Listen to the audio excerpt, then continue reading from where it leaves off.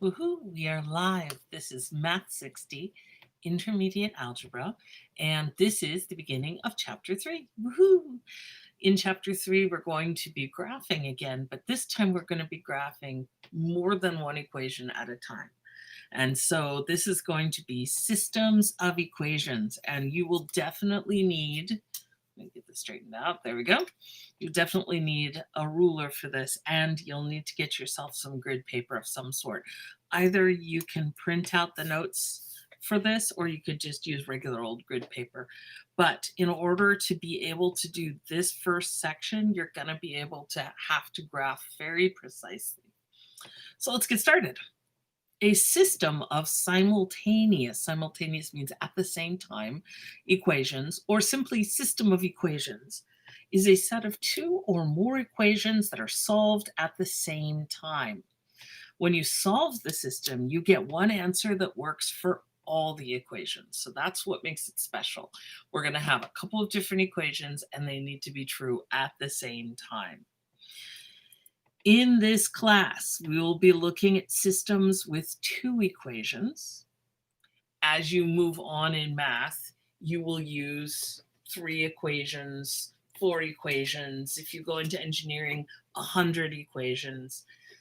So there are a lot of different possibilities. And in order to discuss this, I'm straightening out a couple of puppets. I've got Matt Damon. There's Matt Damon. Sad Matt Damon. I don't know if you can see, there he is being very sad. No spoilers. Sometimes he's sad. And then happy Matt Damon. Yay. Okay. So here's the thing. Matt Damon figures prominently in our culture in that we're constantly making movies about him and putting him in danger and then spending a lot of time and effort trying to save him again. For some reason, our culture loves to see Matt Damon in trouble. So that's how we're going to approach this. I'm going to approach these two equations as Matt Damon, and Matt Damon is in a spaceship. And the thing is, he needs to come back to Earth. No spoilers. I'm not going to say from where. Who knows from where? Maybe a planet, maybe somewhere else. Who knows? And the thing is in order to build the spaceship, we have to take a couple things into consideration.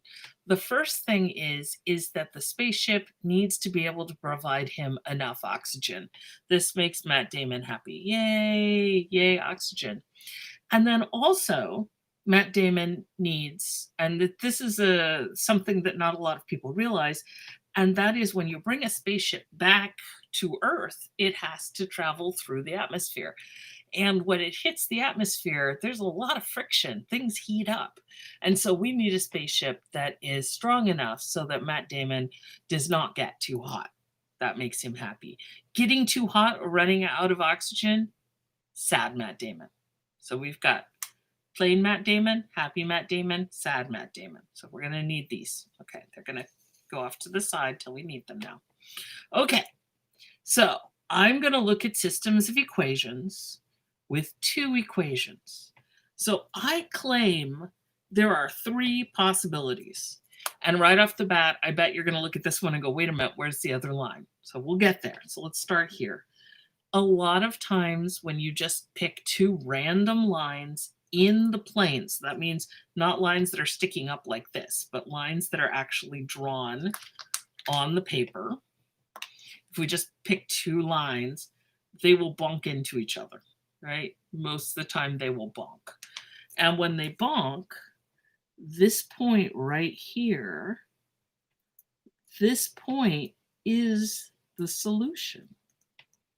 Because if this is the spaceship has enough oxygen to support his life, and this is the spaceship is strong enough to withstand the high temperatures, then this sweet spot right in the middle, that is very happy Matt Damon. Yay! Very happy Matt Damon, because there's one solution. And in fact, a lot of times it's a very happy math student, because this is probably the easiest one to deal with. Getting one solution makes it easier. You know where to go. You say, okay, this is the spaceship. Right there, this spaceship, which, notice this point lies on this line and on this line. So that's why they say simultaneous. It's both lines together. Okay? Now, that's the one possibility. Now, here's another possibility. These are parallel lines. Remember, parallel is easy to spell if you remember that parallel lines has parallel lines inside of it. If the two lines are parallel, that means this is the line to build a spaceship that has enough oxygen. Here's the line to build a spaceship strong enough not to overheat. And tell me about Matt Damon. You're right. This is a very sad Matt Damon moment. We're going to have to say, well, we have good news and bad news. The good news is you get to choose whether you have oxygen or it's, not 1,000,000 degrees. And that's why he makes this face. He's like, because he's tired of his, his potatoes or his yams or whatever. No spoilers. Okay, off we go. Okay, so this is no solutions. Because two parallel lines do not meet in the plane. Now, can parallel lines meet in other sort of setups? Have you heard, if you've been on YouTube, you probably have gotten to look around the edges of math. Oh yeah, there's some really interesting stuff. But when we're talking about a plane in a very simple system like we have set up, two parallel lines just go on forever and they never intersect. That's part of what we understand about parallel lines in the plane. Now, this is a weird situation because I've only drawn a single line. And you could ask, well, what did the other line, was it sleeping in or something? And the answer is no. What if I picked a line and I picked another line and they happen to be the same line? They're just right on top of each other. Then if you're looking at it from right overhead, you only see one line, even though there are actually two of them. So this is a situation where they're the same line. Now, this is really unusual, right? Of all the lines in all the towns, you had to, be this line. So this isn't going to come up a lot. But if we've got the same line, how many solutions are there? Well, there are an infinite number of solutions. Because any point, this point, or this point, or this point, any of these points sit on both lines since the lines sit on top of each other. So any point you pick on there are so many solutions. Now, if I pick a point off to the side, is this a solution? And the answer is no, this is not a solution. In order to be a solution, you have to be on the line. So you can have an infinite number of solutions.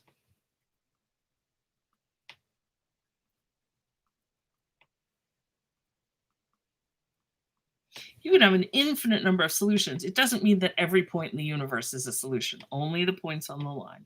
But how many points are there on a line? A lot, infinite. So tell me about Matt Damon. Yes, you got it. Very happy Matt Damon. Yay, happy Matt Damon. Woohoo. Okay, Matt Damon survives. Matt Damon does not survive. Matt Damon survives as long as we make this spaceship for him. If we pick a different point, Matt Damon, that would be sad Matt Damon again. Sad Matt Damon. Okay, so let's go ahead and actually look at how to solve these. The first method we're going to use is called solving graphically or solving by graphing. And this is a terrible way to do this. Yes, I'm saying it. I am showing you a terrible way to do it because human eyeballs are very, very bad at guessing what graphs actually mean. However, it can be really useful to give you an idea of what's going on. So let's go ahead and do the graphing, and then the next section, we're going to get into some algebraic techniques, which will help us get to the exact answer instead of just an approximation. Okay, so I'm going to solve graphically. I've given you two graphs. The first graph is y equals 3. I'll make this one the purple graph. And the second graph is y equals 4 minus x, for which I'm going to set up a table of values.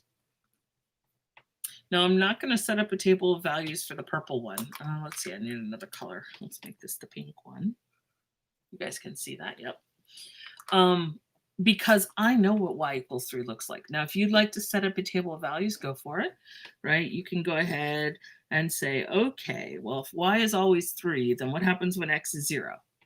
Y is 3. Okay. When x is 1, y is 3. When x is 4, y is 3, etc. So y is always 3, and I happen to have this memorized that this is a horizontal line, right, where y equals 3. So you can either have it memorized or you can use a table of values. This one, I know from the previous sections that the slope is -1, so it's a line that heads down like that.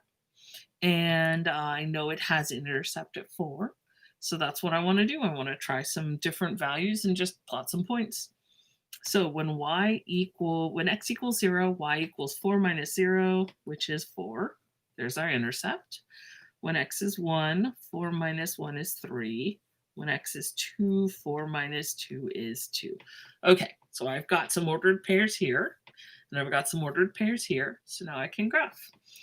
Let's see, I've chosen to mostly graph in the first quadrant. So I kind of want to make this all the first quadrant, but here's the problem.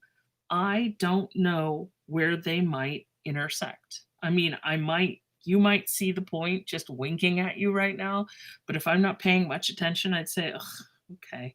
So you got to be careful when you're graphing because you don't know where the graph will get important.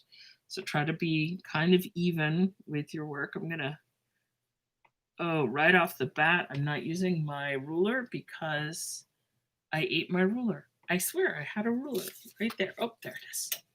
That's the problem with an invisible ruler. It goes unwalkabout. There we go. Oh, that's so much prettier. There's my x-axis, my y-axis. I'm going to give myself a scale. My scale is going to be the standard 1-to-1 scale. 1, 2, 3, 4. Okay, so let's see. For the purple, y equals 3, I've got 0, 3, 1, 3, and 4, 3. So I've got, and remember what I've said before, the best way to make your graph look fancy is don't go careening through numbers. Give yourself a little gap for the 3. Ooh, I need to get a new highlighter. Okay, then the pink one, I'm at 0, 4. Ooh, and I'm in Smeary Town. Sorry for taking you to Smeary Town. Okay, and then I've got 1, 3, which is right there. And then I've got 2, 2.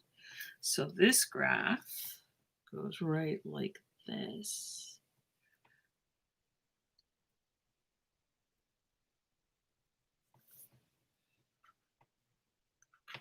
There we go.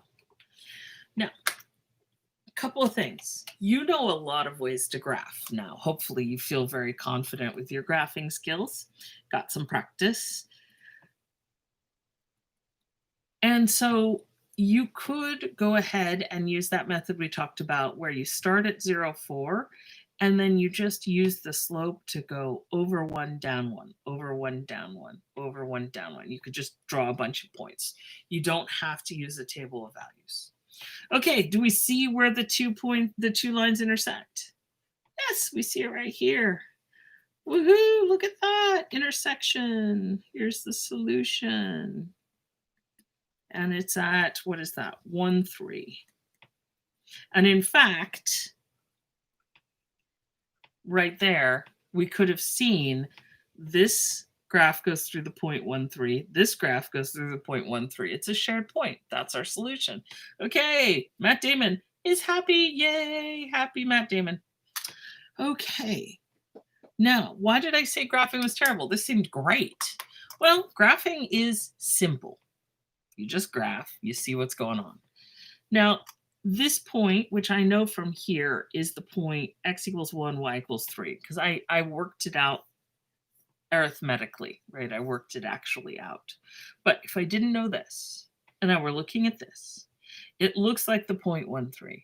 But could it be the 0.1, comma 3? Could it be the 0.1, comma 2.99? Yeah, it totally could. Would we be able to read numbers like that off a graph? No, no. With the way that I've drawn my scale, you can't really tell the difference. So if this were 1.1385, you might not notice it. Our graphs tend to not be precise enough. If we were computers, you would totally be able to tell. So what's graphing good for? Well, graphing gives us an idea. We can see what's going on. We can see, the two lines. We can see where, right there, that's the point where Matt Damon is happy. Yay, Matt Damon is happy. So it's great for visualizing. It's terrible for actually finding the point. Okay. Having said that, I know the book won't tell you that. The book is just like, graphing is the best. That's what makes math teachers sigh. You know what else makes math teachers sigh? Problems like this. I don't know why I do this to myself. Look at those two equations. So let's take a look. It says solve graphically, so we know we're going to be looking at a graph to solve this. And so then we also want to take a look at each of these, and I want to see that each of these equations is in fact the equation of a line, because I've got just an x and a y, just a y and an x, no x squareds, no y squareds, no square roots of x, no y's in the denominator, etc. Nothing really fancy. So what I probably want to do is I probably want to go ahead and let's pick two other colors. I'm going to go with green and orange. Hopefully you guys can see them. And let's talk about the two graphs. So number one is 2x minus y equals -4. And that will be my green graph. And then number two is 2y equals 4x minus 6, and that will be my orange graph. Okay. Now, these are going to be less fun to graph if I leave them in this form. So what I will probably do is solve for y, or get them into y equals mx plus b, or slope intercept form. So that's what we're going to go for. I'm going to go ahead and solve for y. With this one, I am going to do it. I'm going to show you this. And I know this is an unusual choice. I'm actually going to choose to put the y on the other side, which a lot of people will be like, and clutch their pearls and say, what are you doing? And I'll say, well, I'm feeling lazy. That's what I'm feeling. I don't really want to divide by a -1. So I solved the problem by making my y positive. Ooh. And in fact, the number in front of y is positive. We don't know what y is, but y represents lots and lots of different things, but you understand what I'm saying. And then I just flip it around when I'm done. 2x plus 4. Okay. For the orange equation, actually it's very straightforward. I just have 2 times y. So all I'm going to do is everybody gets divided by 2. Yay. Y equals 2x minus 3. Okay, so you might notice something interesting. They have the same slope. At which point you would go, if they have the same slope, that would be parallel lines, huh? This might be a very sad Matt Damon day. But let's not tell him it's sad yet. He's looking at us like, seriously, don't tell me it's going to be sad till you know for sure. That's Matt Damon looking at you going, finish the problem. Okay, I'll finish the problem. So for these two, we've got a couple of options. Again, you can set up a table of values. For the green one, I've got y equals 2x plus 4. So I start with 0. When x is 0, y is 4. When x is 1, y is 6. When x is 2, y is 8, right? And then I can look at the second equation, which is y equals 2x minus 3. I can set up a table of values. When x is 0, y is negative 3. When x is 1, y is, you got it, negative 1. When x is 2, y is, you got it, 1. I'm just doing 3 points for each one. Now, as I'm looking at these values, my x values that I chose are very straightforward. They're just 0, 1, 2. So mostly in the first quadrant, most of them. Now, for this equation, I've got y values of 4, 6, and 8, which are pretty big. And then these has negative 1. So I got to be thoughtful about how I spread out my graph. So I think what I'm going to do is I'm going to put my y-axis right here.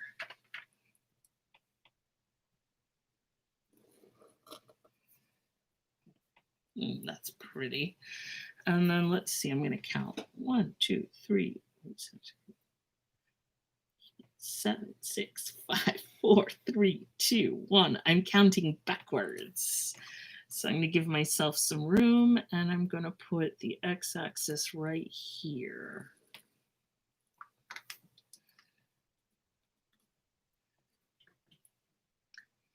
He's like, finish up faster. I'm tired of the potatoes or whatever. I can't remember what he was eating. No spoilers, sorry. He wasn't eating anything. I don't even know why he's in a spacesuit. Why would that be? Okay, so I am going to go ahead and graph the green one first. So I've got 0. Oops, I didn't put my scale on. 1, 2, 3, 4. There's 4. And there's 1. And there's 2. Okay, so when 0 and 4. Now, remember what we talked about before? Okay, yeah, I know.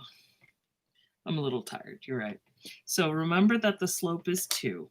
So what we could do is if the slope is 2,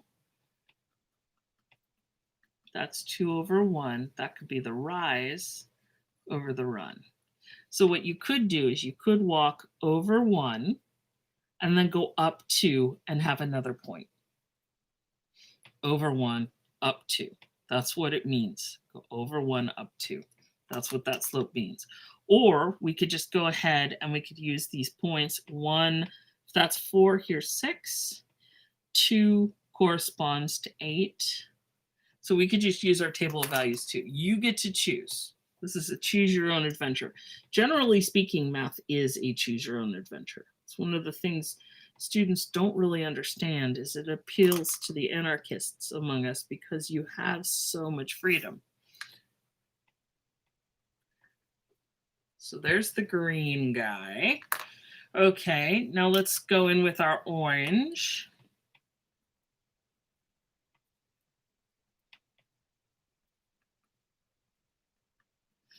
So our orange guy starts at 0, negative 3. So that's down here. And again, I'm going to be taking you to Smearytown. Sorry about that.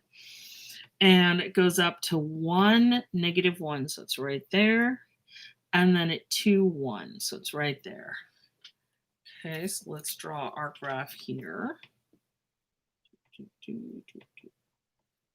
It helps to sing. You should always hum when you're doing math. It definitely helps you. I believe all the great mathematicians throughout time have hummed. The other thing to notice is I could as well have used the slope as rise over run. So for my triangles, I can go over 1 and I can go up 2. So I can go over 1, up 2, and I've got a point. Over 1 and up 2, and I've got a point. So that's how I could draw my points instead. Okay, so he's like, tell me what's going on. And I'm going to say, Matt Damon, I've got bad news. These are parallel lines, so there's no solution.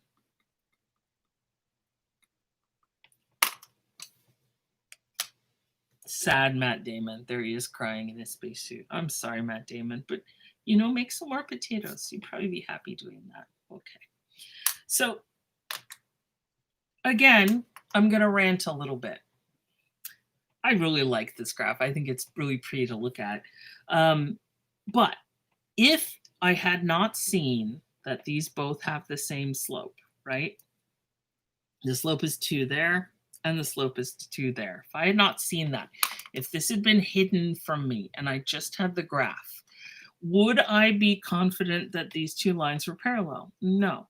Would I have thought, well, maybe they're just ever so slightly facing in so that eventually they touch? Possibly. So this is the downside for graphing. It does let you see what's happening, but sometimes human eyes aren't capable of really understanding what we're seeing. So for graphing, when you're solving graphically, there's going to be certain situations when that's what we do, when we really just need a big picture concept of what's going on. If we actually want a specific answer, we're going to turn to a lot of the techniques that we're going to show you in the very next one in 3.2. Okay? Okay. But at the very least, you get lots of great practice with graphing. So I can't complain about that. Woohoo for practice. And woohoo for Matt Damon. Poor Matt. Here, he's fine. He's fine. Don't worry. I know everyone gets very worried about him. He's fine. Trust me. It doesn't matter how many movies our culture makes about him in distress. He's always fine at the end. Fine. Happy Matt Damon. Woohoo. Okay. Math on, guys. Math on.